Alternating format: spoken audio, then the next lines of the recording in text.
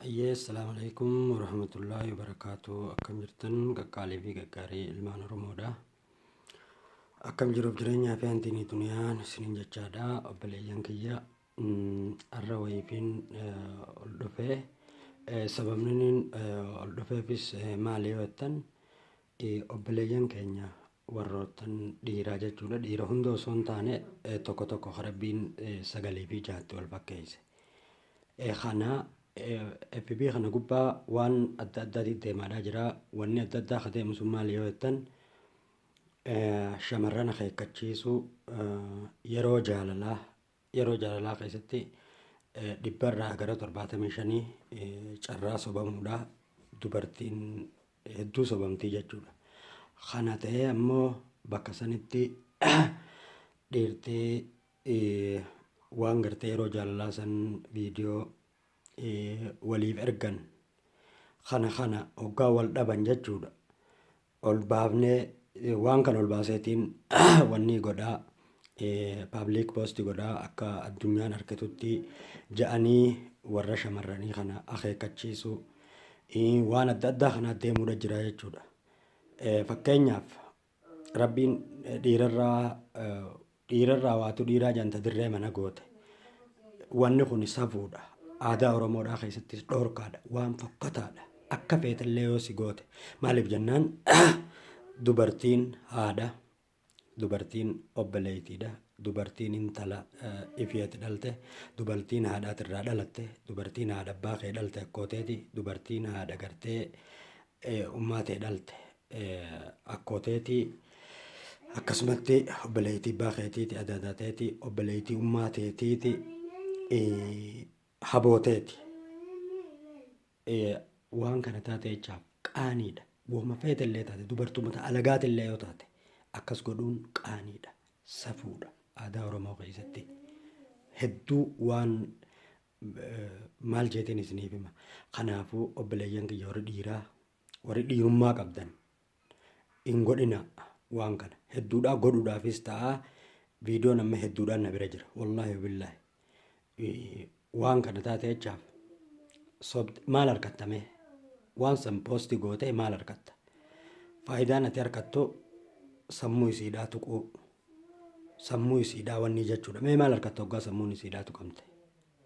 Guyyaa tokkoofillee taatu jaalala wajjin dabarsitee jirta. Maallaqaan kas naa ergii, maallaqaan kana naa ergii. Yoo akkas godhuu baatte ol baaseetiin si dabarsa. Ani isii gaafa jaalalaa keessatti shawwadamtee waan san sitti ergite caalaa siha waan san poosti godhuudhaa miti. Akkanaan si godha jee isii akeekkachiisu kanaan si tuffadha hedduu. Maaliif jennaan osoo dubartiin karabaattaa nu hodhuudhaaf deemtu ati hogguu kafana hodhuudhaaf deemtu waan hedduu garaa nama nyaataati. Akkasii obboleeyyan kiyya.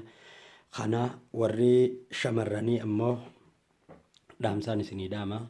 Silattuu isin gurra kanaan fuutaniituma gurra kaaniin gannayxanii yeroo wanni keessattis yeroo wal jaalalaa keessattis daftanii bakka saniin gahinaadha. Tadabarte gorsee isinii baataatu nam lamaatu wajjin jira jaanii nam lamee wajjin jiru kuni maali jennaan baankii keessaa maallaqa fudhadhaa jee harkatti darbe. Hogguu harkatti darbu fudhattee jeen hiriyaan isaa illaa inni kuma harkachi kaayetti wanni irraa qut goote waan harka namarraa muruuchi keessa jira jawwee taatu soo hin beeynan. Hogguu harkarraa murtu fudhadhu jeeni jee. Akkasitti inninis hogguutti darbu harka qurxumirraa goote. Laaggudii jennaan laaggumudii jee inninis dura qabee jan. Shamarran guutuun akkas hin taane waliin hin jenne. Kanaafuu tadabarterraa gorsee isin haa taatu obboleeyyan keenya immoo obboleeyyan kiyya ilmaan dhiiraa jechuudha. Obboleeytu mateetirra dhaabii ilaalii obboleeytii ta'uu namni akkas godhani feetaati. Hin feetu. Isiirraa waa takkaas wanni gootuus hin jirtu.